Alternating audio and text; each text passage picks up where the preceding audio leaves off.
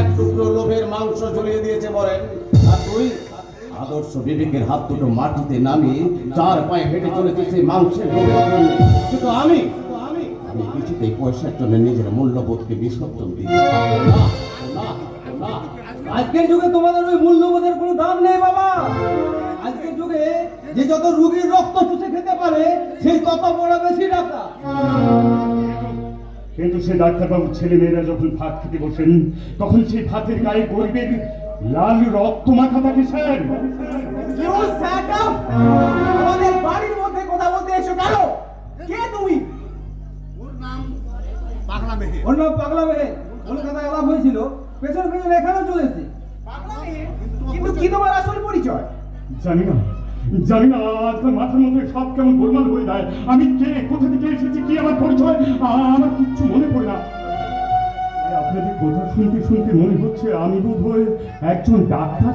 Doctor ছিলেন? কবে, কোথায়, কোন হাসপাতালে? না হাসপাতাল নয়, আমার একটা নিজের নার্সিং হোম ছিল। বিরাট বড় বাড়ি, 2-3 গাড়ি, অনেক টাকা পয়সা, আর ছিল একটা ছোট্ট মেয়ে স্বপ্নম।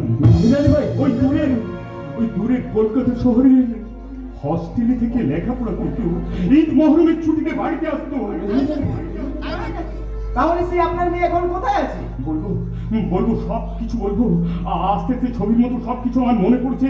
একদিন রাত্রিবেলা একটা লোক আমার বাড়িতে এলো, ডাকাতের মতো বিশাল চেহারা।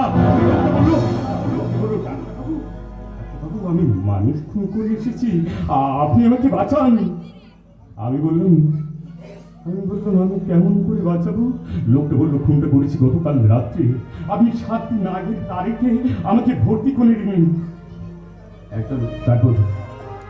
তারপর সেই আপনার দেওয়া সার্টিফিকেট দেখে আমি পুলিশের হাত থেকে বেঁচে যাবো। আপনার দেওয়া সার্টিফিকেট দেখে আমি বলবো খুনের সময় আমি আপনার নার্সিং হোমের বিছানায় শুয়েছিলাম। ডাক্তার হিসেবে নিশ্চয়ই আপনি সে কাজ করেন। করবো না তো বাবু, কেন করবো না? লোকটা যে আমার হাতে নগদ 50,000 টাকা তুলে দিয়েছিল, আর সেই টাকার নেশায় আমি অনেকদিন আগেই আমার ডাক্তারের ধর্মটাকে ভুলে গেছি বাবু, ভুলে গেছি। তাই তো সেই লোকটাকে ব্যাগে ভর্তি করে আমি শরীরের 2-1 জায়গায় কাটা ছেঁড়া করে ব্যান্ডেজ বেঁধে দিলাম। পরদিন সকালবেলায় লোকটা চলে গেল, আর সন্ধ্যেবেলায় পুলিশ এলো। পুলিশ এলো কেন? ওরা কি সব জানতে পেরে? না, ওরা একটা ডেড বডি পোস্টমর্টম করার জন্য আমাকে নিয়ে যেতে এসেছিল। আমি মর্গে ঢুকে দেখলাম একটা টেবিলের উপর সাদা চাদর ঢাকা একটা লাশ। অফিসার বললো 2 দিন আগে ওই মেয়েটাকে কে নাকি একজন ধর্ষণ খুন করেছে, খুনি ধরা পড়েছে। আমি আস্তে আস্তে সেই চাদরটা সরিয়ে কি দেখলাম জানেন? দেখলাম আমার মেয়ে, স্বপ্ন।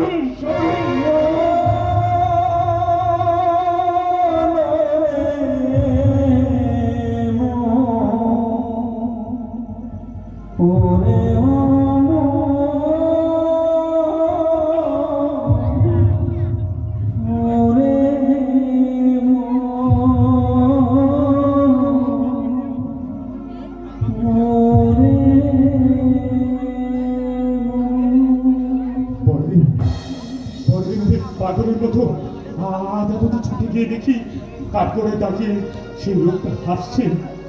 আমারই দেওয়া মেডিকেল সার্টিফিকেট দেখি আমারই মেয়ের হত্যাকারী বেকসুর খালাস হয়ে চলে গেল, আর আমি সেই 50,000 টাকা মার্বেল পাথর কিনে নিয়ে গিয়ে আমি মিনার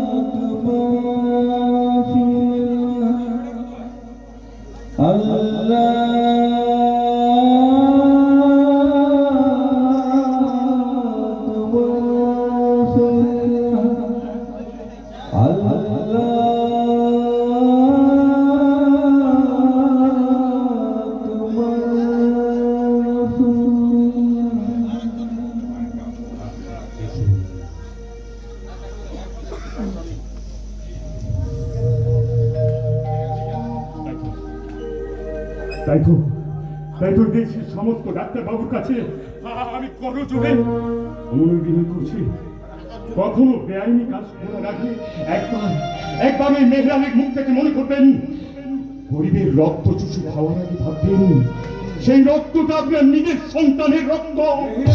নইলে হয়তো আমার মতো আপনাকেও পাগল হয়ে বলতে হবে সব ঝুঠে।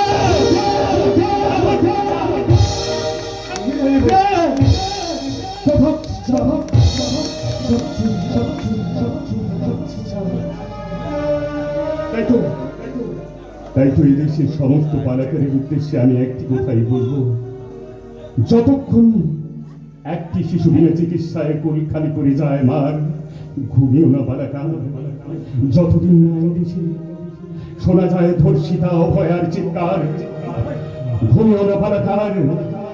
যতদিন না উৎসবে শহরের বুকে উৎসবে চাপা পড়ে যায় ওই 26,000 যোগ্য শিক্ষকের হাহাকার, ঘুমিও না বালাকার, ঘুমিও না। তোমার কলমে দাও শান, মানুষ যে রাজ্যে মাঠে মাঠে বসে আছে, শুনতে তোমার পালাগান, শুনতে তোমার পালাগান, শুনতে তোমার পালাগান।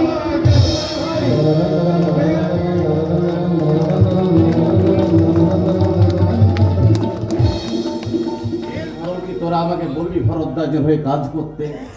নিশ্চয় বলবো। এক রাস্তার পাগল ছাগল কি বলে গেল তাই শুনে নিশ্চয়ই আমাদের নতুন যুগের অগ্রগতির রথটা থেমে থাকবে না। হ্যাঁ বাবা, হ্যাঁ বাবা, তোমার তো মূল্যবোধ আছে। তোমাদের মূল্যবোধ আজ প্রাচীন যুগের হিম ঘরে বস্তাবন্দি আলুর মতো পড়ে আছে। নতুন যুগ এখন কম্পিউটারের হাত ধরে কোন মনে কোন উপর নেশায় মাথা। বড়বাবু, এই যে বড়বাবু, আমেরিকা থেকে আপনার নামে একটা চিঠি এসেছে। আমেরিকা থেকে চিঠি কই দেখি।